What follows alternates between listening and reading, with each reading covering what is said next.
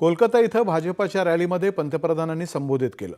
केंद्र सरकार गरीब आणि मध्यमवर्गीयांच्या कल्याणासाठी अनेक योजना आणत आहे, मात्र बंगालमधलं तृणमूल काँग्रेसचं सरकार या योजना जनतेपर्यंत पोहोचू देत नाही असा आरोप त्यांनी केला।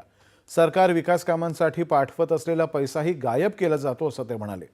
ही परिस्थिती बदलायची असेल तर तृणमूल काँग्रेसचं सरकार हटवून भाजपाचं सरकार आणणं याला पर्याय नाही असंही त्यांनी सांगितलं।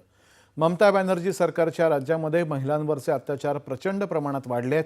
गुन्हेगारी आणि भ्रष्टाचार ही तृणमूल काँग्रेसची नवी ओळख बनली आहे। जोपर्यंत हे सरकार सत्तेवर आहे तोपर्यंत बंगालचा विकास होणं अशक्य आहे अशी टीका त्यांनी केली।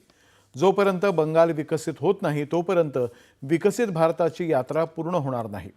कुठलाही भेदभाव न करता गेली 11 वर्षे सरकार या राज्याला विकसित करायचा प्रयत्न करतंय, मात्र त्यांच्याकडून कधीही सहकार्य मिळालेलं नाही अशी खंतही त्यांनी व्यक्त केली।